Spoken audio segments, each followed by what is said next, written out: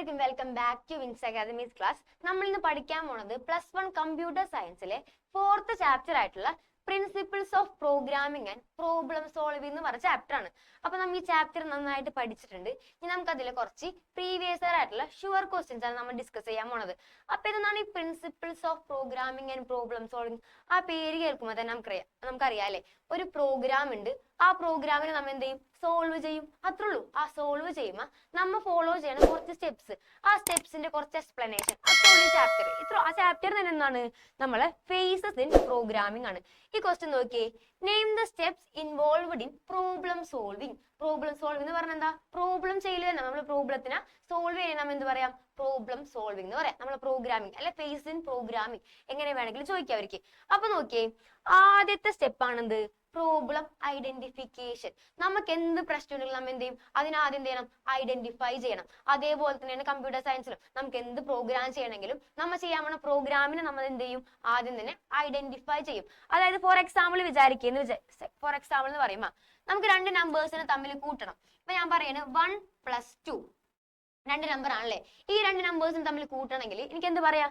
ഞാൻ ഇവിടെ യൂസ് ചെയ്യുന്നത് രണ്ട് നമ്പേഴ്സ് ആണ്. അപ്പൊ അതിന്റെ ഡാറ്റ ടൈപ്പ് എന്തായിരിക്കും? ഇൻഡിജേഴ്സ് ആയിക്കോളൂ. നമ്പേഴ്സ് ആയതുകൊണ്ട് നമുക്ക് എന്ത് പറയാം? അവിടെ ഞാൻ യൂസ് ചെയ്യുന്ന ഡാറ്റ ടൈപ്പ് ഇൻഡിജേഴ്സ് ആണെന്ന് പറയാം.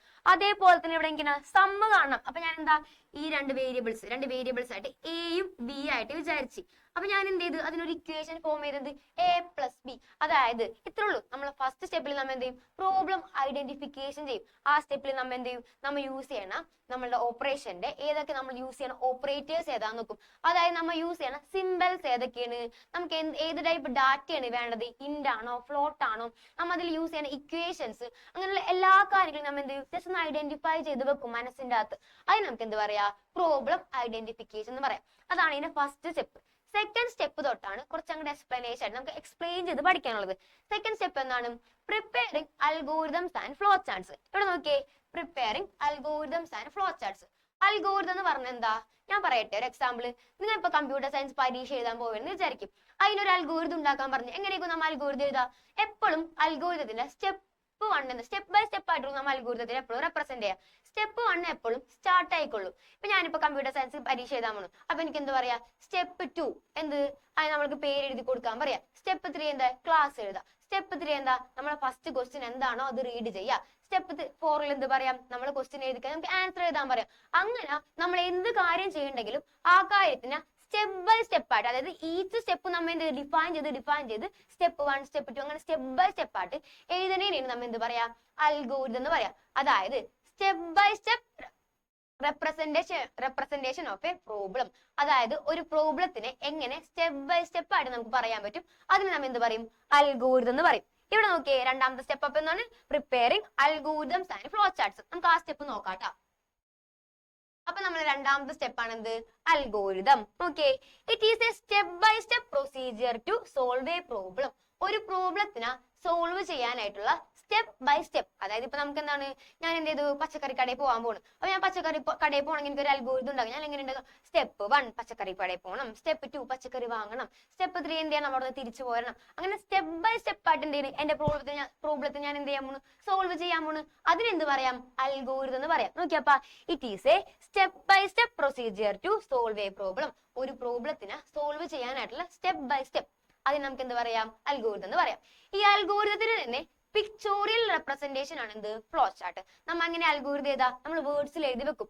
അതിനെ തന്നെ നമ്മൾ പിക്ചർ ആയിട്ട് റെപ്രസെന്റ് ചെയ്യണമെങ്കിൽ നമുക്ക് അതിന് എന്ത് പറയാം? ഫ്ലോ ചാർട്ട് എന്ന് പറയാം. അപ്പൊ ഇവിടെ നോക്കിയേ, the pictorial representation of N algorithm is known as flow chart. ഒരു അൽഗോരിതത്തിന് നമ്മൾ എന്ത് ചെയ്യണം? പിക്ചറൈസ് ചെയ്ത് കാണിക്കുകയാണ്. അപ്പൊ നമുക്ക് അതിന് എന്ത് പറയാം? ഫ്ലോ ചാർട്ട് എന്ന് പറയാം. ഇനി അടുത്തത് ഏറ്റവും ഇമ്പോർട്ടന്റ് ആയിട്ടുള്ള പോർഷൻ ആണ് കേട്ടോ, അഡ്വാൻറ്റേജസ് ഓഫ് ഫ്ലോ ചാർട്ട്. നമ്മൾ ഫ്ലോ ചാർട്ട് പഠിച്ചത് പിക്ചോറിയൽ റെപ്രസെന്റേഷൻ ഓഫ് അൽഗോരിതം എന്ന് പറഞ്ഞു. അതിന്റെ അഡ്വാൻറ്റേജസ് ആണ് ചോദിക്കുന്നത്. ഇങ്ങനെ ആലോചിച്ചാൽ മതി, നമ്മൾ എന്ത് കാര്യം തിയറിറ്റിക്കൽ ആയിട്ട് പഠിക്കണേലും നല്ലത് നമ്മൾ അതൊന്ന് വരച്ചൊക്കെ മനസ്സിലാക്കണല്ലേ. അപ്പൊ നിങ്ങളെ മെമ്മറിയിൽ കുറച്ചും കൂടെ നിൽക്കൂലേ? അതും നമുക്ക് എന്ത് പറയാം? എപ്പോഴും പിക്ചറൈസ് ചെയ്ത് പഠിക്കണേലും നല്ല നമ്മൾ എപ്പോഴും പറയില്ലേ? അത് തന്നെയാണ് ഇതിന്റെ പ്രത്യേകത, ഫ്ലോ ചാർട്ടിന്റെ പ്രത്യേകത. എല്ലാരും എഫക്റ്റീവ് ആണ്, എല്ലാരും ബെറ്റർ ആണ്. അങ്ങനെ ആലോചിച്ചാൽ മതി. നോക്കിയേ, better communication, effective analysis, effective synthesis, efficient coding. 4 കാര്യമാണ് പറയുന്നത്. 4 എന്താ? എഫിഷ്യന്റ്, ബെറ്റർ, അങ്ങനെയുള്ള കോർഡിനേഷൻസ് ആണ് വരുന്നത്. ഓക്കെ, അപ്പൊ നമുക്ക് പറഞ്ഞു നോക്കാം എന്തൊക്കെയാണ്. Better communication, effective analysis, efficient synthesis, efficient coding. അതാണ് എന്തിന്റെ അഡ്വാൻറ്റേജസ്, ഫ്ലോ ചാർട്ടിന്റെ അഡ്വാൻറ്റേജസ് പോലെ തന്നെ ഇമ്പോർട്ടന്റ് ആയിട്ടുള്ള കാര്യവുമാണ് എന്ത്, ലിമിറ്റേഷൻസ്. ഇവിടെ ലിമിറ്റേഷൻസ് നോക്കിയേ. ടൈം കൺസ്യൂമിങ് എന്ന് വെച്ചാൽ എന്താ, നിങ്ങൾ ഇപ്പൊ എഴുതി പോകണമെങ്കിൽ കുഴപ്പമില്ല. ഇവിടെ പിക്ചറൈസ് ചെയ്ത് നമ്മൾ വരയ്ക്കല്ലേ, അപ്പൊ നമുക്ക് കുറേ സമയം യൂസ് ചെയ്യേണ്ടി വരും. അപ്പൊ നമുക്ക് എന്ത് പറയാ, ടൈം കൺസ്യൂമിങ് എന്ന് പറയാം. അടുത്ത ഡിസഡ്വാൻറ്റേജ് എന്താണ്, മോഡിഫിക്കേഷൻ ഈസ് ഡിഫിക്കൾട്ട്. ഡിഫിക്കൾട്ട് ഉണ്ട് കേട്ടോ. ഡിഫിക്കൾട്ട് എന്ന് പറയാനുള്ള കാരണം എന്താണ്, നമ്മളിങ്ങനെ സ്റ്റെപ്പ് ബൈ സ്റ്റെപ്പ് ആയിട്ട് വരച്ച് പോയിക്കാണ്. പെട്ടെന്ന് നമുക്ക് എന്ത് ചെയ്ത് അതിനുള്ളിൽ വേറൊരു സ്റ്റെപ്പ് ആയിട്ട് കുത്തിക്കയറ്റി വെക്കണം എന്ന് വിചാരിക്കും. നമുക്ക് എന്ത് ചെയ്യണം, ആ വരച്ചത് മൊത്തം മായ്ച്ച് രണ്ടാമത് വരയ്ക്കണ്ടേ. അപ്പൊ നമുക്ക് എന്ത് പറയാം, മോഡിഫിക്കേഷൻ ഈസ് ഡിഫിക്കൾട്ട് എന്ന് പറയാം. നമുക്ക് എന്ത് ചെയ്യാൻ പറ്റൂല, പെട്ടെന്ന് അതിന്റെ ഒരു സ്റ്റെപ്പ് ആഡ് ചെയ്ത് വെക്കണമെങ്കിൽ അതിനെ മൊത്തത്തിൽ നമ്മൾ മോഡിഫൈ ചെയ്യൽ ഭയങ്കര ടാസ്ക് പരിപാടിയാണ്. അപ്പൊ നമുക്ക് എന്ത് പറയാം, മോഡിഫിക്കേഷൻ ഈസ് ഡിഫിക്കൾട്ട് എന്ന് പറയാം. ഇത്രയും കാര്യങ്ങളാണ് എന്തിൽ പറയാനുള്ളത്, സ്റ്റെപ്പ് 2 ആയിട്ടുള്ള preparing algorithms and flow chart എന്ന് പറഞ്ഞ സ്റ്റെപ്പിൽ നമുക്ക് പഠിക്കാനുള്ളത്. ഓക്കെ അല്ലേ? ഇനി അടുത്ത സ്റ്റെപ്പ് നോക്കാട്ടാ. അടുത്ത സ്റ്റെപ്പിൽ എന്താ പറയണത്, മൂന്നാമത്തെ സ്റ്റെപ്പാണത് അതിന് മുന്നേ വേറൊരു കാര്യം പറഞ്ഞുതരാം. നമ്മൾ ഫ്ലോ ചാർട്ട് എന്ന് പറഞ്ഞില്ലേ, ഫ്ലോ ചാർട്ടിൽ നമ്മൾ എന്തൊക്കെ പഠിച്ചു, നമ്മൾ പറഞ്ഞിട്ടുണ്ടായത് ഫ്ലോ ചാർട്ട് എന്ന് പറഞ്ഞാൽ എന്താ, പിക്ചോറിയൽ റെപ്രസെന്റേഷൻ ഓഫ് അൽഗോരിതം എന്ന് പറഞ്ഞില്ലേ. നമുക്ക് ഈ ഫ്ലോ ചാർട്ടിൽ തന്നെ കുറച്ച് ഫ്ലോ ചാർട്ട് സിംബൽസ് ഉണ്ട്, നമുക്ക് നോക്കാട്ടാ. ആദ്യം നോക്കിയേ, ആദ്യത്തെ ആളാണ് എലിപ്സ്. എലിപ്സ് എന്ന് പറഞ്ഞിട്ടുണ്ടെങ്കിൽ use to indicate start and stop. നമ്മൾ അൽഗോരിതം ഒക്കെ എഴുതും, അതിന്റെ ഫ്ലോ ചാർട്ട് തയ്യാറാക്കുമ്പോൾ സ്റ്റാർട്ടും ഉണ്ടാവും സ്റ്റോപ്പും ഉണ്ടാവും. ആ സ്റ്റാർട്ടും സ്റ്റോപ്പും റെപ്രസെന്റ് ചെയ്യാൻ നമുക്ക് ആരെ യൂസ് ചെയ്യും, എലിപ്സ് എന്ന് പറഞ്ഞ സിമ്പിൾ യൂസ് ചെയ്യും. നമ്മൾ ഇത് കഴിഞ്ഞ് നമ്മൾ അൽഗോരിതം എഴുതും, അപ്പൊ ഒന്നുകൂടെ മനസ്സിലാവും കേട്ടോ. അടുത്ത ആളാണ് parallelogram. Is use to input output simple. അതായത് നമുക്ക് ഇൻപുട്ട് കൊടുക്കാനും ഔട്ട്പുട്ട് കൊടുക്കാനും നമ്മൾ ആരെ യൂസ് ചെയ്യും, പാരലോഗ്രത്തിനെ യൂസ് ചെയ്യും. നിങ്ങൾ ജസ്റ്റ് മനസ്സിലാക്കി വെക്കാം. സ്റ്റാർട്ട് സ്റ്റോപ്പിന് നമ്മൾ ആരെ യൂസ് ചെയ്യും, എലിപ്സിനെ യൂസ് ചെയ്യും. എലിപ്സിന് വേറൊരു പേരും കൂടി ഉണ്ട്, ടെർമിനേറ്റർ. ഓർത്ത് വെച്ചോ, എലിപ്സിന്റെ വേറെ പേരാണ് എന്ത്, ടെർമിനേറ്റർ.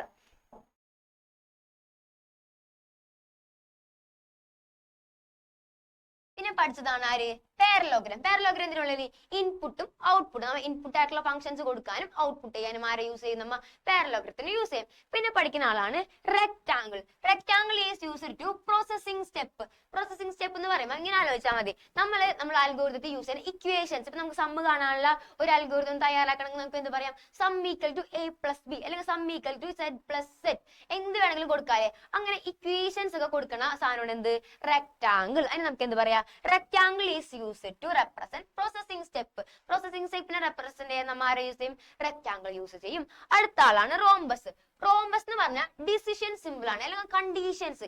എന്തെങ്കിലും ഒരു കണ്ടീഷൻ വരണം, എന്തെങ്കിലും ഒരു കാര്യത്തിന് പെട്ടെന്ന് ഒരു കണ്ടീഷൻ വന്ന്, അല്ലെങ്കിൽ എന്തെങ്കിലും ഡിസിഷൻ വന്ന്, അപ്പൊ നമ്മൾ ആരെ യൂസ് ചെയ്യും, റോംബസിനെ യൂസ് ചെയ്യും. ഇനി ആൾക്കാരെ തമ്മിൽ കൂട്ടി യോജിപ്പിക്കാൻ നമ്മൾ ആരെ യൂസ് ചെയ്യും, ഫ്ലോ ലൈൻസിന് യൂസ് ചെയ്യും. കുറച്ച് ആരോ മാർക്സ് ആണ് നമുക്ക് ഈ അൽഗോരിതത്തിന് മൊത്തത്തിൽ എന്ത് ചെയ്യണം, ഒന്ന് കൂട്ടി യോജിപ്പിക്കണം, ഒന്ന് ആ കൂട്ടി ഇങ്ങനെ വരച്ചു കൊടുക്കണം. അതിന് നമ്മൾ ആരെ യൂസ് ചെയ്യും, ഫ്ലോ ലൈൻസിന് യൂസ് ചെയ്യും. മനസ്സിലാവും, കുറച്ചു നേരം കൂടി നമ്മൾ ഇതൊക്കെ ചെയ്യും, അപ്പൊ നമുക്കൊന്നുകൂടെ മനസ്സിലാവും കേട്ടോ.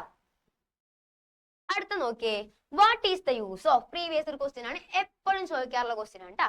What is the use of rhombus symbol in a flow chart. Flow ചാർട്ടില് റോംബസ് സിംബൽസിന്റെ യൂസ് എന്താന്ന് നമ്മ ഇവിടെ പഠിച്ചായിരുന്നു. എന്ത്, റോംബസ് സിംബൽ നമ്മൾ പഠിച്ചത് ഡിസിഷൻ സിംബൽ. അതായത് ഡിസിഷൻ മേക്കിംഗ് സിംബൽ ആണ് ആര്, റോംബസ്, അല്ലെങ്കിൽ കണ്ടീഷൻസ് എന്ന് പറയും. അപ്പൊ നമുക്ക് എന്ത് പറയാം, റോംബസിന്റെ used for decisions or condition. Decisions അല്ലെങ്കിൽ കണ്ടീഷൻസ് മേക്ക് ചെയ്യാൻ നമ്മൾ ആരെ യൂസ് ചെയ്യും, റോംബസിനെ യൂസ് ചെയ്യും. ഇനി അടുത്ത നോക്കിയേ, which symbol is used to decision making statements. ഈ ക്വസ്റ്റ്യൻ തന്നെ നേരെ തിരിച്ചു ചോദിച്ചെന്താണ്, use to decision making statements അല്ലെങ്കിൽ കണ്ടീഷൻസിനെ റെപ്രസെന്റ് ചെയ്യാൻ വേണ്ടി നമ്മ യൂസ് ചെയ്യുന്ന സിമ്പിൾ ഏതാന്ന്. നേരത്തെ ആ സിമ്പിളിന്റെ യൂസ് ആയിരുന്നു ചോദിച്ചിരുന്നത്, ഇവിടെ നമ്മളോട് സിമ്പിൾ ആണ് ചോദിച്ചിരിക്കുന്നത്. അപ്പൊ നമുക്ക് എന്ത് പറയാം, നേരെ തിരിച്ച് റോംബസ് ആണ് അങ്ങനെ സിമ്പിൾ എന്ന് പറയാം. റോംബസ് ആണെന്ന് പറയാം. റോംബസിന് എന്ത് ചെയ്യാം, വരച്ചു കാണിച്ചു കൊടുക്കാം. ഓക്കെ, നേരെ തിരിച്ചു ചോദിച്ചു എങ്ങനെ വേണമെങ്കിലും ചോദിക്കാം. നിങ്ങൾക്ക് റോംബസ് തന്നെ ചോദിക്കാം, നിങ്ങളോട് ചോദിക്കാൻ സ്റ്റാർട്ടും സ്റ്റോപ്പും റെപ്രസെന്റ് ചെയ്യുന്ന ആരാണ് നമുക്ക് പറയാം, എന്ത്, എലിപ്സ് ആണെന്ന് പറയാം. അല്ലെങ്കിൽ ചോദിക്കാൻ ഇൻപുട്ട് ഔട്ട്പുട്ട് റെപ്രസെന്റ് ചെയ്യുന്ന ആരാണ് പാരലോഗ്രാം എന്ന് പറയാം. അല്ലെങ്കിൽ പ്രോസസിംഗ് സ്റ്റെപ്പ് റെപ്രസെന്റ് ചെയ്യാൻ ആരാന്ന് ചോദിക്കും, അപ്പൊ നമ്മൾ എന്ത് പറയും, റെക്ടാങ്കിൾ എന്ന് പറയും. തിരിച്ചു മറിച്ചൊക്കെ ചോദിക്കും, എങ്ങനെ എഴുതിയാലും പഠിക്കണം കേട്ടോ, അത് എഴുതണം കേട്ടോ. ഓക്കെ, ഇനി നെക്സ്റ്റ് നോക്കിയേ, write an algorithm to find the sum and average of 3 numbers. മൂന്ന് നമ്പേഴ്സിന്റെ ഏറ്റവും കൂടുതൽ ചോദിച്ചിട്ടുള്ള അൽഗോരിതം മൂന്ന് നമ്പേഴ്സിന്റെ ആവറേജും കാണണം, ആ നമ്പേഴ്സിന്റെ സമ്മും കാണണം. അങ്ങനെ ഒരു അൽഗോരിതം നിങ്ങളോട് ഉണ്ടാക്കാൻ പറഞ്ഞെന്ന് വിചാരിക്കും. അപ്പൊ മൂന്ന് നമ്പേഴ്സ് ആണല്ലേ, ആ മൂന്ന് നമ്പേഴ്സിനെ ഞാൻ എന്തായിട്ട് വിചാരിക്കാൻ പോണ്, എ ബി സി. അങ്ങനെ മൂന്ന് നമ്പേഴ്സ് ആണ് ഞാൻ എന്തായിട്ട് വിചാരിക്കാൻ പോണ്, എയും ബിയും സിയും. ഈ മൂന്നാൾക്കാരെ സമ്മ് കാണണം. അപ്പൊ എന്ത് ചെയ്താൽ മതിക്ക്, A plus B plus C ചെയ്താൽ പോരെ, മൂന്നാൾക്കാരെ സമ്മ് കിട്ടൂലേ. ഈ സമ്മ എന്ത് ചെയ്യും, ഞാൻ ഒരു എസ് എന്ന് പറഞ്ഞ വേരിയബിളിലേക്ക് സ്റ്റോർ ചെയ്യാൻ പോണ്. അതായത് ഞാൻ എന്ത് പറയണേ, S equal to A plus B plus C. അതായത് ഈ മൂന്നാൾക്കാരെയും കൂട്ടിയിട്ടുള്ള ആൻസർ ഇപ്പൊ എവിടെ കിടപ്പുണ്ട്, എസ് എന്ന് പറഞ്ഞ വേരിയബിളിൽ കിടപ്പുണ്ട്. ഇനി എനിക്ക് കണ്ടെന്നാണ്, നമ്മൾ സമ്മ് കണ്ടുപിടിച്ചിട്ടാ. ഇനി നമുക്ക് എന്താ കണ്ടത്, ആവറേജ് ആണ് കണ്ടുപിടിക്കാൻ പറഞ്ഞത്. എങ്ങനെയാണ് മൂന്നാൾക്കാരെ ആവറേജ് കാണാം, സം ഡിവൈഡ് ബൈ 3 ചെയ്താ പോരെ. ഇവിടെ മൂന്ന് ആൾക്കാരുള്ളതുകൊണ്ട് ഡിവൈഡ് ബൈ 3, നാലാൾക്കാരുള്ളെങ്കിലോ ഡിവൈഡ് ബൈ 4. എത്ര ആൾക്കാരാണോ അതേ വെച്ചേക്കും ഡിവൈഡ് ചെയ്യാം. ഓക്കെ, അപ്പൊ സമ്മ എവിടെ കിടപ്പുണ്ട്, എസ് എന്ന് പറഞ്ഞ വേരിയബിളിൽ കിടക്കുന്നുണ്ട്. അതേ ഡിവൈഡ് ബൈ 3 ചെയ്യുമ്പോൾ നമുക്ക് ആരെ കിട്ടും, ആവറേജ് കിട്ടും. ആ ആവറേജ് ഞാൻ എവിടെ കൊണ്ട് സ്റ്റോർ ചെയ്യാൻ പോണി, എ ബി ജി എന്ന് പറഞ്ഞ വേറൊരു വേരിയബിളിൽ ഞാൻ എന്ത് ചെയ്യും, സ്റ്റോർ ചെയ്യും. അപ്പൊ നമ്മളെ സമ്മ എവിടെ കിടപ്പുണ്ട്, എസ് എന്ന് പറഞ്ഞ വേരിയബിളിൽ കിടപ്പുണ്ട്. ആവറേജ് എവിടെ കിടപ്പുണ്ട്, എ ബി ജി എന്ന് പറഞ്ഞ സ്ഥലത്ത് കിടപ്പുണ്ട്. എനിക്ക് എന്ത് ചെയ്താൽ മതി, ഇവരെ രണ്ടാളെ പ്രിന്റ് ചെയ്യിപ്പിച്ചാൽ മതി. ഇനി നമുക്ക് അൽഗോരിതം നോക്കാട്ടാ. അൽഗോരിതം നമ്മൾ പഠിച്ചല്ലേ, എന്ന algorithm step by step representation of a problem. ഒരു പ്രോബ്ലത്തിന് നമ്മൾ എന്ത് ചെയ്യാൻ പോണ്, സ്റ്റെപ്പ് ബൈ സ്റ്റെപ്പ് ആയിട്ട് റെപ്രസെന്റ് ചെയ്യാൻ പോണ്. ഇവിടെ നോക്കിയേ, സ്റ്റെപ്പ് 1 എപ്പോഴും സ്റ്റെപ്പ് 1 സ്റ്റാർട്ട് ആയിരിക്കുള്ളൂ, ലാസ്റ്റ് സ്റ്റെപ്പ് സ്റ്റോപ്പ് ആയിരിക്കുള്ളൂ. അതറിഞ്ഞൂടെ. ഈ സ്റ്റെപ്പ് 2 നമ്മൾ ഇൻപുട്ട് ചെയ്യുന്ന കാര്യങ്ങളാ പറഞ്ഞത്. നമുക്ക് എന്ത് ചെയ്യണം, മൂന്ന് നമ്പേഴ്സിന്റെ സമ്മാണല്ലേ കാണുന്നത്. അപ്പൊ നമുക്ക് എന്ത് പറയാ, input 3 numbers A comma B comma C. നമ്മൾ മൂന്ന് നമ്പേഴ്സ് ആണ് ആരൊക്കെ, എയും ബിയും സി. അപ്പൊ എനിക്ക് അങ്ങനെ പറഞ്ഞാൽ പോരെ, input 3 numbers A B C. Okay, ഇനി എന്ത് ചെയ്യണം, ഈ മൂന്നാൾക്കാരെ സമ്മ് കാണണം. അപ്പൊ ഞാൻ എന്ത് ചെയ്യാൻ പോണ്, സം എന്ന് പറഞ്ഞൊരു വേരിയബിളിലേക്ക് മൂന്നാൾക്കാരെ സമ്മോട് ഇനീഷ്യലൈസ് ചെയ്ത് വെക്കാൻ പോണ്. അപ്പൊ എന്താണ്, step 3 sum equal to A plus B plus C. അപ്പൊ മൂന്നാൾക്കാരെയും കൂട്ടിട്ട് അവിടെ കിടപ്പുണ്ട്, സം എന്ന് പറഞ്ഞൊരു സ്ഥലത്ത് കിടപ്പുണ്ട്. ഇനി അടുത്ത് നോക്കിയേ, ആവറേജ് കാണാനുള്ള സ്റ്റെപ്പാണ് സ്റ്റെപ്പ് 4. ആവറേജിന്റെ A V G equal to sum divide by 3. സമ്മിന്റെ ഉള്ളിൽ എയും ബിയും സിയും കൂട്ടിയത് കിടപ്പുണ്ട്. അതേ ഡിവൈഡ് ബൈ 3 ചെയ്യുമ്പോൾ നമുക്ക് ആരെ കിട്ടും, ആവറേജിനെ കിട്ടും. ലാസ്റ്റ് സ്റ്റെപ്പിൽ നമുക്ക് എന്ത് ചെയ്യാ, ഔട്ട്പുട്ട് അതായത് പ്രിന്റ് എന്ന് പറഞ്ഞാൽ മതി കേട്ടാ. പ്രിന്റ് ആരൊക്കെ, സമ്മിനെയും പ്രിന്റ് ചെയ്യേ, എ വി ജിനെയും പ്രിന്റ് ചെയ്യാ. ഓക്കെ, ഇതൊന്നുമില്ല, സമ്മിനെയും പ്രിന്റ് ചെയ്യാ, എ ബി ജിനെ പ്രിന്റ് ചെയ്യാം. സമ്മിൽ ആര് കിടപ്പുണ്ട്, മൂന്നാൾക്കാരെയും തമ്മിൽ കൂട്ടിയിട്ടുള്ള സമ്മ് കിടപ്പുണ്ട്.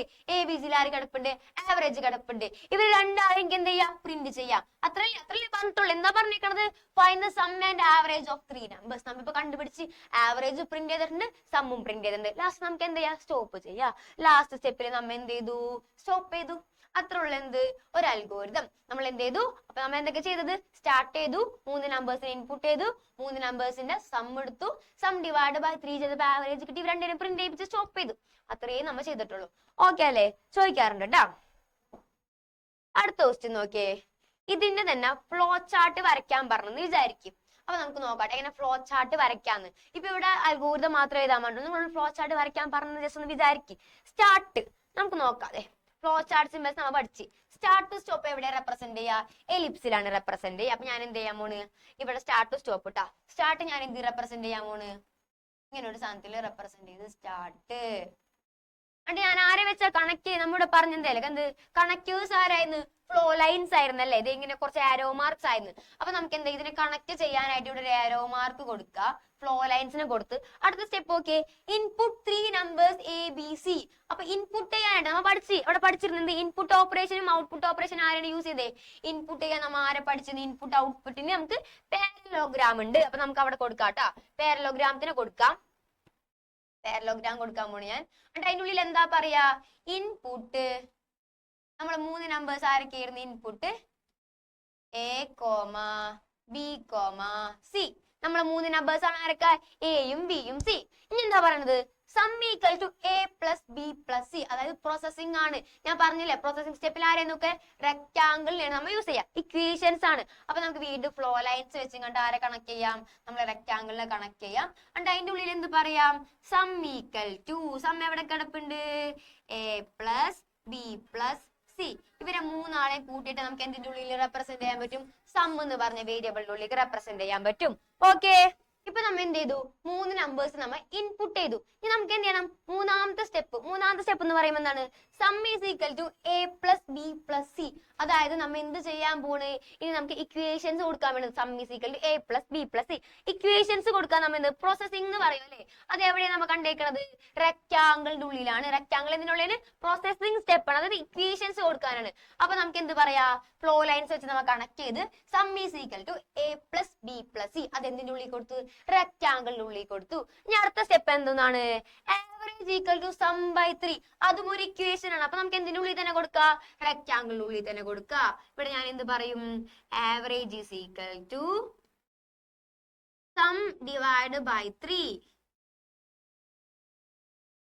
അപ്പൊ നമുക്ക് എന്ത് കിട്ടി, നമ്മൾ ആവറേജ് എവിടെ സ്റ്റോർ ചെയ്ത്, AVG എന്ന് പറഞ്ഞ സ്ഥലത്ത് സ്റ്റോർ ചെയ്ത്. നമുക്ക് ലാസ്റ്റ് എന്ത് ചെയ്താൽ മതി, ഇവർ എല്ലാവരെയും പ്രിന്റ് ചെയ്യിപ്പിച്ചാൽ മതി അതല്ലേ സ്റ്റെപ്പ് 5. പ്രിന്റ് ചെയ്യിപ്പിക്കാൻ, അതായത് ഔട്ട്പുട്ട് ആണ്. ഔട്ട്പുട്ട് ഇൻപുട്ട് ഒക്കെ നമ്മൾ എന്തിലാണ് റെപ്രസെന്റ് ചെയ്യുന്ന, പാരലോഗ്രാമത്തിന്റെ ഉള്ളിലാണ്. അപ്പൊ നമുക്ക് പാരലോഗ്രാം വരച്ചു കൊടുക്കാം. എന്നിട്ട് എന്ത് പറയാം, പ്രിന്റ് സമ്മും AVG, print sum comma AVG. Last step എപ്പോഴും എന്താണ്, സ്റ്റോപ്പ്. സ്റ്റോപ്പ് നമ്മൾ എന്തിലാണ് റെപ്രസെന്റ് ചെയ്യുക, സ്റ്റാർട്ട് സ്റ്റോപ്പ് ഒക്കെ നമ്മളുടെ എലിപ്സിന്റെ ഉള്ളിലാണ്. അപ്പൊ നമുക്ക് എലിപ്സിന്റെ ഉള്ളിൽ എന്ത് പറയാ, സ്റ്റോപ്പ് പറയാ. അത്ര ഉള്ള അതിന്റെ എന്ത്, ഫ്ലോ ചാർട്ട്. അപ്പൊ നമ്മൾ അൽഗോരിതം പഠിച്ച് ഫ്ലോ ചാർട്ട് എക്സ്ട്രാ പഠിച്ചിട്ടുണ്ട്. ഇനി അടുത്ത ക്വസ്റ്റ്യൻ നോക്കിയേ. അടുത്ത ക്വസ്റ്റ്യനിൽ ഫ്ലോ ചാർട്ട് വരയ്ക്കാനാണ്.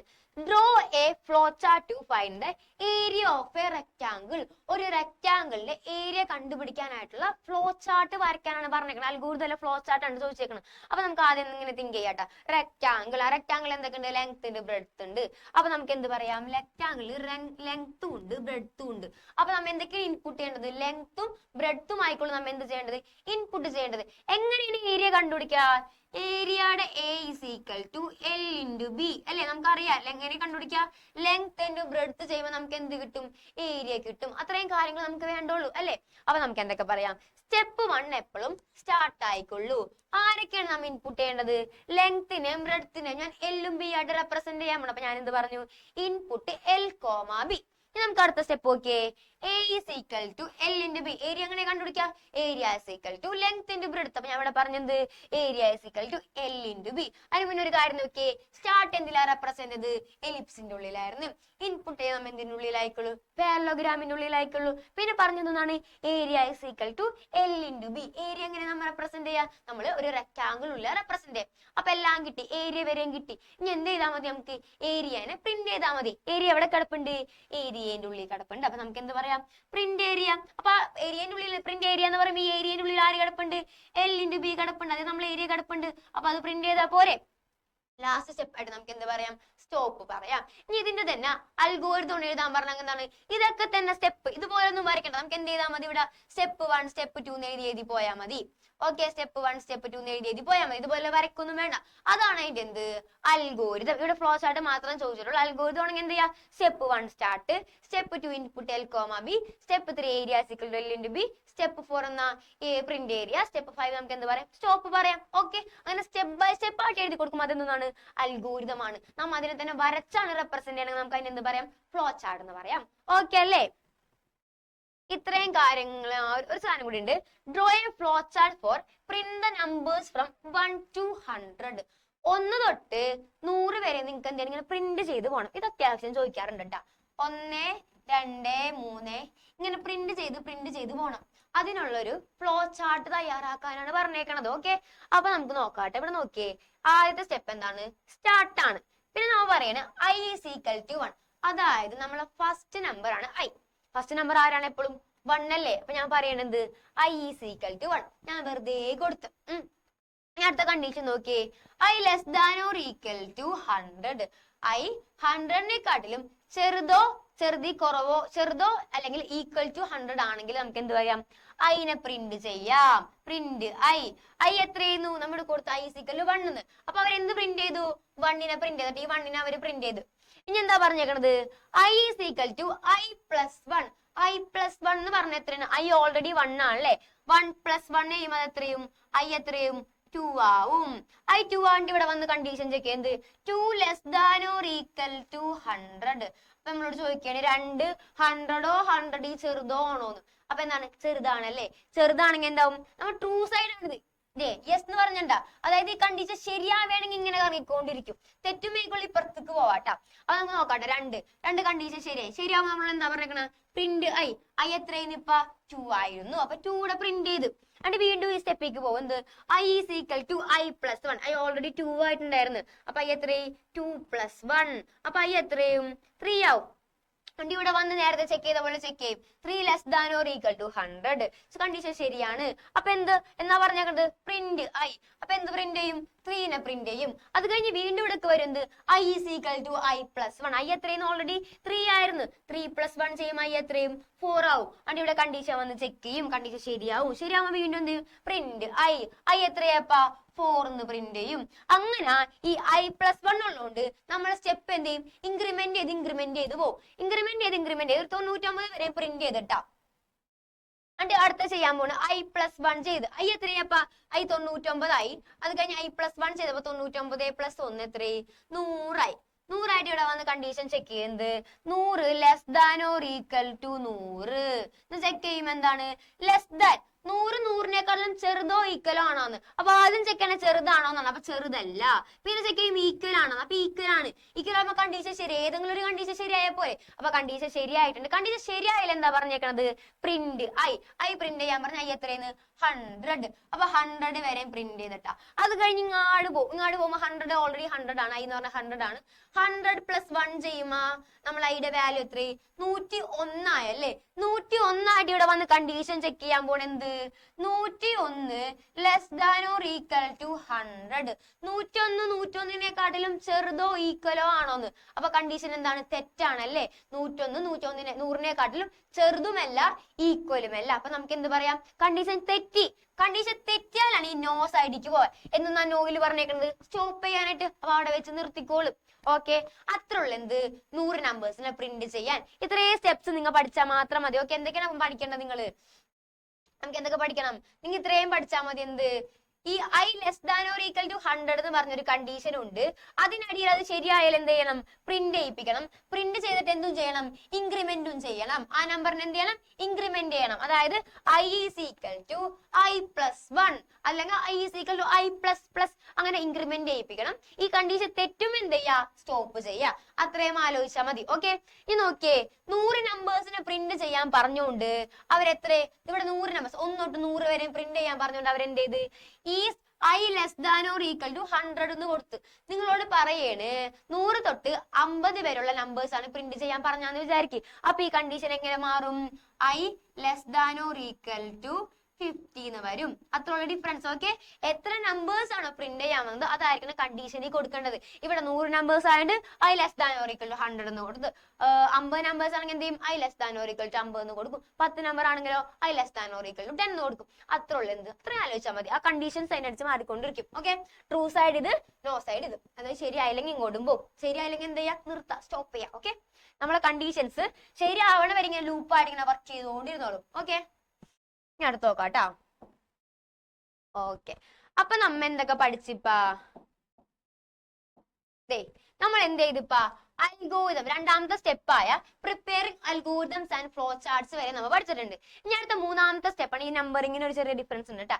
മൂന്നാമത്തെ സ്റ്റെപ്പാണ് എന്ത്, പ്രോഗ്രാം കോഡിംഗ് അല്ലെങ്കിൽ കോഡിംഗ് ദ പ്രോഗ്രാം എന്ന് വെച്ചാൽ എന്താണ്, കോഡിംഗ് ദ പ്രോഗ്രാം എന്ന് പറഞ്ഞിട്ടുണ്ടെങ്കിൽ നമ്മളെ പ്രോഗ്രാം ഒക്കെ നമ്മൾ ഇത്ര നേരം അൽഗോരിതം ഒക്കെ എഴുതില്ലേ, ഇനി അതിനെന്ത് ചെയ്യണം, നമുക്കൊരു പ്രോഗ്രാം ആയിട്ട് എഴുതണം. അതായത് ഹൈ ലെവൽ ലാംഗ്വേജിൽ എഴുതും. അതിന് നമുക്ക് എന്ത് പറയാ, കോഡിംഗ് എന്ന് പറയാ. അപ്പൊ നോക്കിയേ, the process of writing program instructions to solve a program using high level language. High level language use ചെയ്തുകൊണ്ട് നമ്മളെ പ്രോബ്ലത്തിന് പ്രോഗ്രാം ആയിട്ട് എഴുതിനെ എനിക്ക് എന്ത് പറയാം, കോഡിംഗ് എന്ന് പറയാം. ഓക്കെ, ഇനി അടുത്ത സ്റ്റെപ്പാണ് ട്രാൻസ്ലേഷൻ. മൂന്നാമത്തെ സ്റ്റെപ്പ് കഴിഞ്ഞ് ഇനി നാലാമത്തെ സ്റ്റെപ്പാണ് എന്ത്, ട്രാൻസ്ലേഷൻ. ട്രാൻസ്ലേഷൻ എന്ന് പറഞ്ഞാൽ അതായത് നമ്മളെ കമ്പ്യൂട്ടർ, നമ്മൾ ഫസ്റ്റ് ചാപ്റ്റർ പറയുന്നത് നമ്മളെ കമ്പ്യൂട്ടറിന് എന്താ അറിഞ്ഞൂടാ, ഹൈ ലെവൽ ലാംഗ്വേജ് അറിഞ്ഞു. നമ്മളെ ഭാഷ ഒന്നും ആർക്കും അറിഞ്ഞൂടാ, നമ്മളെ കമ്പ്യൂട്ടറിന് അറിഞ്ഞൂടാ. അപ്പൊ നമുക്ക് എന്ത് പറയാം, കമ്പ്യൂട്ടറിന് ഹൈ ലെവൽ ലാംഗ്വേജ് അറിഞ്ഞൂടാ. ഓക്കെ, ഹൈ ലെവൽ ലാംഗ്വേജ് ആണ് നമ്മൾ എഴുതിയേക്കണതൊക്കെ ഹൈ ലെവൽ ലാംഗ്വേജ് ആണ്. നമ്മൾ എഴുതുന്ന പ്രോഗ്രാംസ് ഒക്കെ ഹൈ ലെവൽ ലാംഗ്വേജിലാണ്. സോ കമ്പ്യൂട്ടറിന് ഇത് മനസ്സിലാവണ്ടേ, കമ്പ്യൂട്ടറിന് മനസ്സിലാവാൻ വേണ്ടിയിട്ട് അയാൾ എന്ത് ചെയ്യും, അയാളുടെ ഇക്വാലന്റ് വേർഷൻ ആയിട്ടുള്ള, അതായത് അയാൾക്ക് അറിയാൻ പറ്റുന്ന ആകെ ഒരു ലാംഗ്വേജ് ആണിത് ലോ ലെവൽ ലാംഗ്വേജ്. അതായത് നമ്മളെ 1ഉം 0ഉം മാത്രം ആർക്കറിയുള്ളൂ? കമ്പ്യൂട്ടറിന് അറിയുള്ളൂ. അപ്പൊ ഹൈ ലെവൽ ലാംഗ്വേജിൽ എഴുതിയേക്കണ പ്രോഗ്രാമിന് ഈ 1ഉം 0ഉം ആക്കി മാറ്റും, അതായത് ലോ ലെവൽ ലാംഗ്വേജ് ആക്കി മാറ്റും. അതിനാണ് നമ്മൾ എന്ത് പറയാ? ട്രാൻസ്ലേഷൻ എന്ന് പറയാം. അതായത് കമ്പ്യൂട്ടറിന് അറിയൂല എന്ത്? High level language. കമ്പ്യൂട്ടർ മനസ്സിലാവണ്ടേ? കമ്പ്യൂട്ടർ മനസ്സിലാവാൻ വേണ്ടിയിട്ട് കമ്പ്യൂട്ടറിന്റെ ഭാഷയായിട്ടുള്ള ലോ ലെവൽ ലാംഗ്വേജിക്ക് നമ്മൾ എഴുതിയ പ്രോഗ്രാമിനെ മാറ്റും. ആ മാറ്റിനാണ് നമ്മൾ എന്ത് പറയാ? ട്രാൻസ്ലേഷൻ എന്ന് പറയാം. ഫോർ എക്സാമ്പിൾ പറയുന്നത് വിചാരിക്കി, നിങ്ങൾക്ക് അറിയണ ലാംഗ്വേജ് ഏതാണ്? മലയാളം. നമ്മുടെ മാതൃഭാഷയാണല്ലേ മലയാളം. നിങ്ങൾക്ക് പെട്ടെന്ന് ഇംഗ്ലീഷിൽ എന്തെങ്കിലും പറയുമ്പോൾ നമ്മൾ എന്ത് ചെയ്യും? നമ്മളെ മൈൻഡിൽ ഇട്ട് എന്ത് ചെയ്യും? നമ്മൾ ട്രാൻസ്ലേറ്റ് ചെയ്യും എന്തിലേക്ക്? മലയാളത്തിലേക്ക്. എന്നാലേ നമുക്ക് മനസ്സിലാവുള്ളൂ, എന്നാലേ നമുക്ക് വല്ല മനസ്സിലാവുള്ളൂ. അതേപോലെ തന്നെ കമ്പ്യൂട്ടർ നമ്മൾ പറഞ്ഞു കൊടുക്കുന്ന ഹൈ ലെവൽ ലാംഗ്വേജിന് കമ്പ്യൂട്ടറിന്റെ ഭാഷയായിട്ടുള്ള ലോ ലെവൽ ലാംഗ്വേജിക്ക് ട്രാൻസ്ലേഷൻ ചെയ്യും. അത് നമുക്ക് എന്ത് പറയാ? ട്രാൻസ്ലേഷൻ എന്ന് പറയാം. The process of converting program written in high level language into its equivalent version of machine language. Machine language എന്ന് പറഞ്ഞ എന്താ? Law level language. ഓക്കെ, അപ്പൊ എന്ത് ചെയ്യാൻ പോണ്? ഹൈ ലെവൽ ലാംഗ്വേജിൽ എഴുതിയ സാധനത്തിന് ലോ ലെവൽ ലാംഗ്വേജ് ആക്കി നമുക്ക് എന്ത് പറയാം? ട്രാൻസ്ലേഷൻ എന്ന് പറയാം. ഈ ഹൈ ലെവൽ ലാംഗ്വേജിൽ എഴുതിയ പ്രോഗ്രാമിനെ നാം എന്ത് പറയും? സോഴ്സ് കോഡ് എന്നും പറയും. ലോ ലെവൽ ലാംഗ്വേജിൽ എഴുതിക്കുന്ന പ്രോഗ്രാമിന് നാം എന്ത് പറയും? ഒബ്ജക്ട് കോഡ് എന്ന് പറയും. ഹൈ ലെവലിലാണെങ്കിൽ സോഴ്സ് കോഡും ലോ ലെവലിലാണെങ്കിൽ ഒബ്ജക്ട് കോഡും. അപ്പൊ ഇവിടെ നോക്കിയേ, സോഴ്സ് കോഡ് അതായത് ഹൈ ലെവൽ ലാംഗ്വേജ് ട്രാൻസ്ലേഷൻ ചെയ്ത് എന്താക്കി മാറ്റും? ഒബ്ജക്ട് കോഡ് ആക്കി മാറ്റും, അതായത് ലോ ലെവൽ ലാംഗ്വേജ് ആക്കി മാറ്റും. ഇവിടെ നോക്കിയേ, a program written in HLL is known as. എന്താണ് ഈ HLL? എന്താണ് HLL? High level language. High level language നാം എന്താ പറയാ? HLL. അപ്പൊ നാം പഠിച്ചല്ലേ എന്താണ് പ്രോഗ്രാം പറയാ? ഹൈ ലെവൽ ലാംഗ്വേജിൽ എഴുതിയ പ്രോഗ്രാം നാം എന്ത് പറയും? സോഴ്സ് കോഡ് എന്ന് പറയും. അപ്പൊ നമുക്ക് ഇവിടെ ആൻസർ ചെയ്യാം എന്ത്? Source code. ഇനി നിങ്ങളോട് ചോദിക്കണം എന്ത്? Program written in LLL is known as. എന്താണ് LLL? ലോ ലെവൽ ലാംഗ്വേജിനെ നാം എന്ത് പറയാ? LLL എന്ന് പറയാം. പ്രോഗ്രാം റിട്ടൺ ഇൻ LLL എന്നാണ് നമ്മുടെ പഠിച്ചെന്ത്? Object code. അപ്പൊ നമുക്ക് എന്ത് പറയാം? Program written in LLL is known as object code എന്ന് പറയാം. ഓക്കെ അല്ലേ? അപ്പൊ നമ്മൾ 4 സ്റ്റെപ്പ് പഠിച്ചു കഴിഞ്ഞേ ദേ ഇവിടെ പഠിച്ച നമ്മൾ നോക്കിക്കോ. നമ്മ പറഞ്ഞു തന്ന് നമ്മ പഠിച്ചില്ലേ എന്ത്? ആദ്യം നമ്മൾ പ്രോബ്ലം ഐഡന്റിഫിക്കേഷൻ ചെയ്ത് അൽഗോരിതംസ് ആൻഡ് ഫ്ലോ ചാർട്ട്സ് ഉണ്ടാക്കി പ്രോഗ്രാം കോഡിങ് എന്താന്ന് നോക്കി അത് ട്രാൻസ്ലേഷൻ ചെയ്ത്. ഇനി അടുത്ത സ്റ്റെപ്പാണ്, അടുത്ത 5ാമത്തെ സ്റ്റെപ്പാണ് എന്ത്? ഡീബഗ്ഗിങ്. ഓക്കെ, നമുക്ക് നോക്കാട്ടെ എന്താണ് ഡീബഗ്ഗിങ് എന്ന്.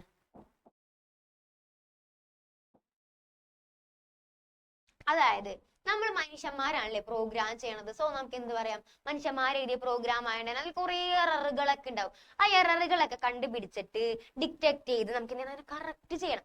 ആ കറക്റ്റ് ചെയ്യുന്ന പ്രോസസ്സിനെ നമ്മൾ എന്ത് പറയും?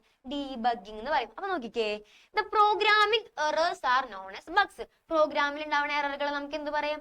ബഗ് എന്ന് പറയാം. The process of detecting and correcting errors is known as debugging. നമ്മൾ എന്ത് ചെയ്ത് അതിനെ ഡിറ്റക്ട് ചെയ്ത് അതിനെ കറക്റ്റ് ചെയ്ത് അപ്പൊ നമുക്ക് എന്ത് പറയാം? ഡീബഗ്ഗിങ് എന്ന് പറയാം. പ്രോഗ്രാമിംഗ് എറർ നമ്മൾ എന്ത് പറയും? ബഗ്സ് എന്ന് പറയും. അതിനെ ഡിറ്റക്ട് ചെയ്ത് കറക്റ്റ് ചെയ്യണ നമ്മൾ എന്ത് പറയും? ഡീബഗ്ഗിങ് എന്ന് പറയും. ഇവിടെ നോക്കിയേ, നമ്മൾ ബഗ്സ് ഒക്കെ പറഞ്ഞല്ലേ, എറേഴ്സ് ഉണ്ടെന്ന് പറഞ്ഞല്ലേ. നമുക്ക് 3 ടൈപ്പ് എറർ ആണുള്ളത്. There are 3 types error in errors. അപ്പൊ നോക്കിയേ, ഡീബഗ്ഗിങ് ആണ് ഏറ്റവും ഇമ്പോർട്ടന്റ്. ഇതിൽ ഏറ്റവും ഇമ്പോർട്ടന്റ് ആയ സാധനമാണ് എന്ത്? ഡീബഗ്ഗിങ്. ഭയങ്കര ഇമ്പോർട്ടന്റ് ആണ് കേട്ടോ. ഈ എററും അതേപോലെ തന്നെ ഇമ്പോർട്ടന്റ് ആണ്. എററാണ് ഏറ്റവും ഇമ്പോർട്ടന്റ്.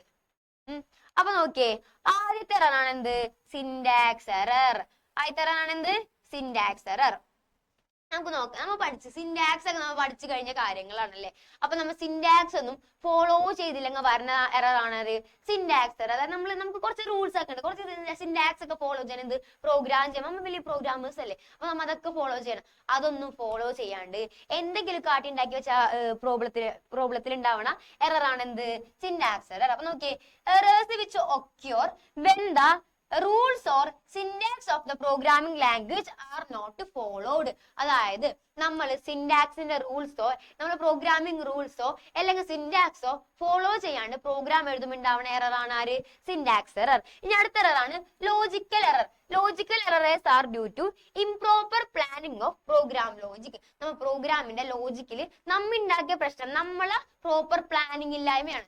നമ്മളെ പ്രോഗ്രാം ചെയ്തപ്പോൾ നമ്മൾ എന്ത് ചെയ്തില്ല? ഒരാൾക്ക് പ്ലാൻ ചെയ്തില്ല. ഇംപ്രോപ്പർ പ്ലാനിങ് ആണ് നമ്മളെ പ്ലാനിങ്ങിന്റെ കുഴപ്പമാണ്. അതിന് നമുക്ക് എന്ത് പറയാ? ലോജിക്കൽ എറർ എന്ന് പറയാം. അതായത് നമ്മളെ ലോജിക്കിന്റെ പ്രശ്നം ഉണ്ട്, അതാണ് എന്ത്? Logical error. അടുത്തതാണ് റൺ ടൈം എറർ.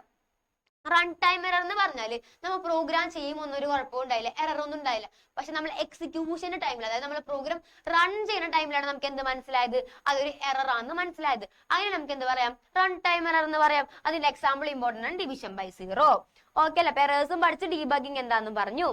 ഇനി അടുത്തതാണ്, അവിടെ നോക്കിയ വേറെ സംഭവം കൂടെ ഉണ്ട്. The process of correcting errors in the program is called. 2020 ആദ്യത്തെ ക്വസ്റ്റ്യൻ ആയിരുന്നു കേട്ടാ. നോക്കിയേ, the process of correcting errors in program is called. നമ്മളെ പ്രോഗ്രാമിലെ എറേഴ്സിനെ കറക്റ്റ് ചെയ്യണേ നമുക്ക് എന്ത് പറയാം, ഡീബഗ് എന്ന് പറയാം. നമ്മൾ പഠിച്ചല്ലേ? ഓക്കെ, അപ്പൊ നമ്മ എല്ലാ സ്റ്റെപ്പും പഠിച്ച്. ഇനി അടുത്ത സ്റ്റെപ്പാണ് എന്ത്, execution and testing. Execution and testing എന്ന് പറഞ്ഞ എന്താ, ലാസ്റ്റ് സ്റ്റെപ്പ്. നമ്മിപ്പോ ഒരു വണ്ടിയൊക്കെ ഉണ്ടാക്കി വിചാരിക്കും. ഈ വണ്ടിയൊക്കെ ഉണ്ടാക്കി കഴിയുമ്പോൾ ഏറ്റവും ലാസ്റ്റ് നമ്മ എന്ത് ചെയ്യും, വണ്ടി ഓർമ്മ നമ്മൾ ഓടിച്ചു നോക്കും.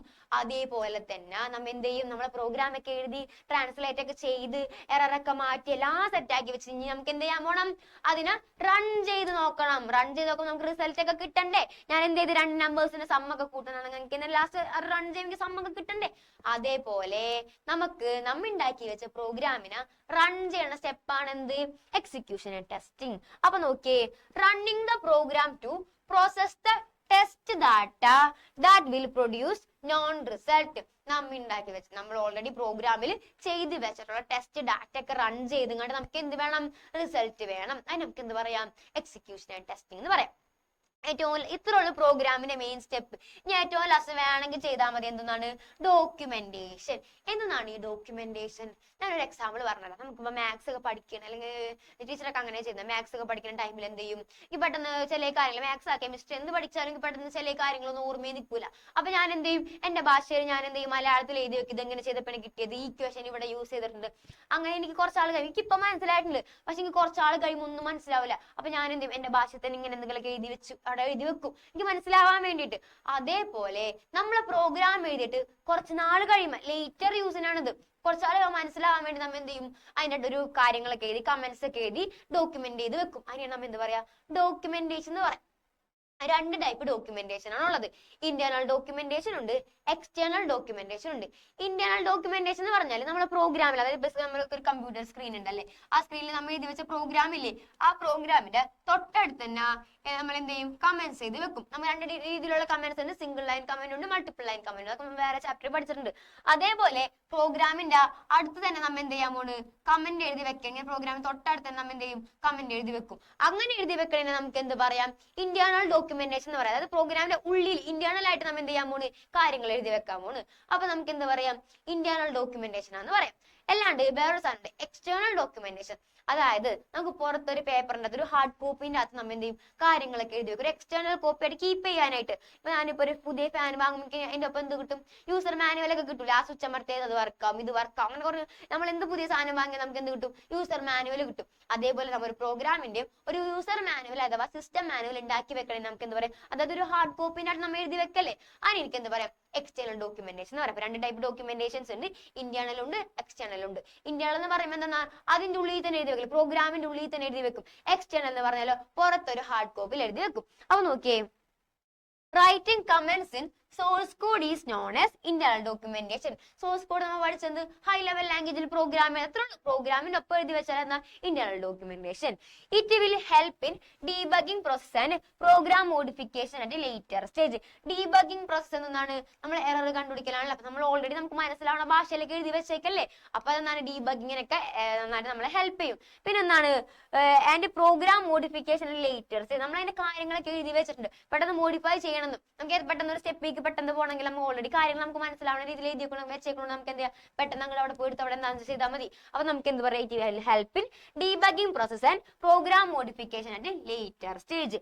ഇനി രണ്ടാമത്തെ ടൈപ്പ് ഡോക്യുമെന്റേഷൻ ആണ് ട്ടാ. Preparing user manual and system manual are called external documentation. നമ്മൾ പഠിച്ചല്ലേ, എക്സ്റ്റേണൽ ഒരു ഹാർഡ് കോപ്പിന്റെ അകത്ത് കാര്യങ്ങൾ എഴുതി സൂക്ഷിക്കല്. അതായത് preparing user manual and system manual are called external documentation. അപ്പൊ നമ്മൾ എല്ലാ സ്റ്റെപ്പും പഠിച്ചിട്ടാ.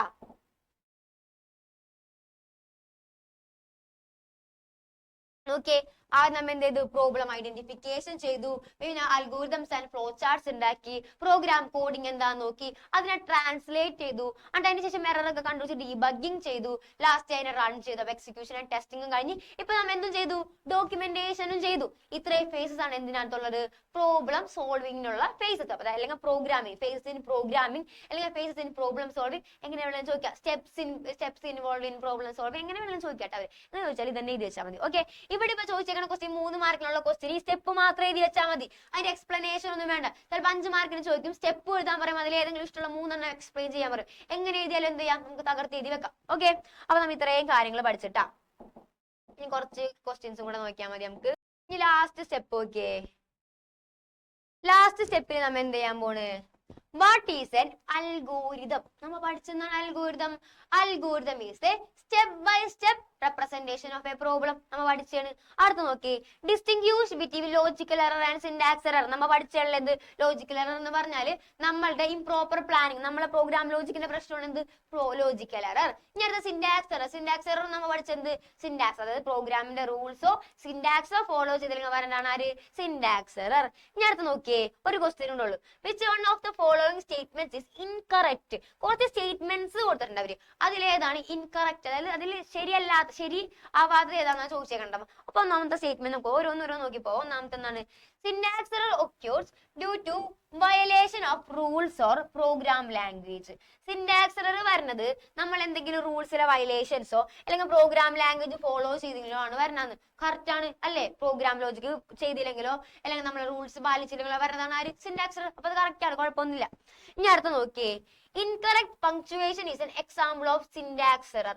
അതായത് പങ്ക്ച്വേഷൻസ് ഒക്കെ നമ്മൾ കറക്റ്റ് ആയിട്ട് ചെയ്തില്ലെങ്കിലും എന്ത് വരും, സിന്റാക്സ് എറർ വരുന്നു. അതും ശരിയാണ്, പങ്ക്ച്വേഷൻ കറക്റ്റ് ആയിട്ട് ചെയ്തില്ലെങ്കിൽ എന്ത് വരും, സിന്റാക്സ് എറർ വരും. അടുത്ത നോക്കിയേ, language processors detect syntax error during translation. നമ്മളെ ലാംഗ്വേജ് പ്രോസസ്സേഴ്സ് ഉണ്ട്, നമ്മൾ ട്രാൻസ്ലേഷൻ ടൈമിൽ നമുക്ക് ലാംഗ്വേജ് പ്രോസസ്സേഴ്സ് വെച്ചാൽ നമ്മൾ എന്ത് ചെയ്യാം, ട്രാൻസ്ലേറ്റ് ചെയ്യാം.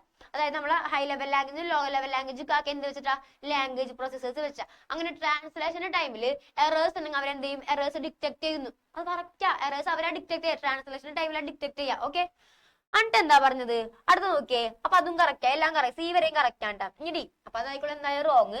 Language processor translate source code into machine code if the syntax error is present in the program. അതായത് നമ്മളുടെ ലാംഗ്വേജ് പ്രോസസ്സേഴ്സ് ഹൈ ലെവൽ ലാംഗ്വേജിന്ന് ലോ ലെവൽ ലാംഗ്വേജിലേക്ക് എറർ ഉണ്ടെങ്കിലും ആക്കുന്നു, ട്രാൻസ്ലേഷൻ നടക്കുന്നു. എറർ ഉണ്ടെങ്കിലും ട്രാൻസ്ലേഷൻ അവിടെ നടന്നോളുന്നു, നടക്കൂല. കാരണം എറർ ഉണ്ടെങ്കിൽ ട്രാൻസ്ലേഷൻ നടക്കൂല, അത് എറർ അടിച്ചിരിക്കും.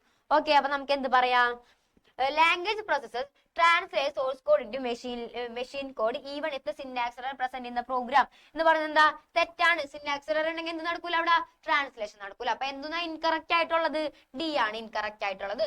ഓക്കെ അല്ലേ, ഇത്രയും കാര്യങ്ങളാണ് നമുക്ക് എന്ത് പഠിക്കാനുള്ളത്, നമ്മളെ 4th ചാപ്റ്ററിൽ പഠിക്കാനുള്ളത്. നമ്മൾ ഇതിൽ അൽഗോരിതംസ് ക്ലാസ്സിൽ ഡിസ്കസ് ചെയ്ത അൽഗോരിതംസ് ഒന്നും ഇതിൽ ഡിസ്കസ് ചെയ്തിട്ടില്ല. എക്സ്ട്രാ 2-3 അൽഗോരിതം കൂടെ പറഞ്ഞിട്ടുള്ളൂ. ഓക്കെ, അപ്പൊ അതെല്ലാം പഠിച്ചു വെക്കാം. ഇത്ര ആലോചിച്ചാൽ മതി. മെയിൻ ആയിട്ട് നോക്കേണ്ട കാര്യം, നിങ്ങൾക്ക് കുറച്ചുകൂടെ ഡൗട്ട് വരും ഇവിടെ ആയിക്കോളൂ. ഇവിടെ നിങ്ങൾ ഇത്ര ആലോചിച്ചാൽ മതി. ഈ ഡിസിഷൻ നിങ്ങൾ എന്താ കാണാണ്ട് പഠിച്ചു വെക്കാം. ടീസ് i less than or equal to 100 എന്ന് പറയാൻ കാരണം എന്താ, 100 നമ്പേഴ്സ് പ്രിന്റ് ചെയ്യുന്നുണ്ട്. 50 നമ്പേഴ്സ് ആണ് പ്രിന്റ് ചെയ്യണമെങ്കിൽ നിങ്ങൾക്ക് എന്ത് പറഞ്ഞാൽ മതി, i less than or equal to 50 എന്ന് പറഞ്ഞാൽ മതി. എത്ര നമ്പേഴ്സ് ആണോ അത് ഇവിടെ ചേഞ്ച് ചെയ്ത് കൊടുത്താൽ മതി. ഓക്കെ അല്ലേ, ഇത്രയും കാര്യങ്ങൾ പഠിച്ചാൽ മതി. നന്നായിട്ട് പഠിക്കണം, എക്സാം ഒക്കെ സൂപ്പർ ആക്കി ചെയ്ത് എന്ത് ചെയ്യാം, ചാപ്റ്റർ മര്യാദക്ക് പഠിക്കാൻ ശേഷം വീഡിയോ കണ്ട് സൂപ്പർ ആക്കാം. ഓക്കെ, അപ്പൊ എല്ലാവർക്കും താങ്ക് യു, ബൈ.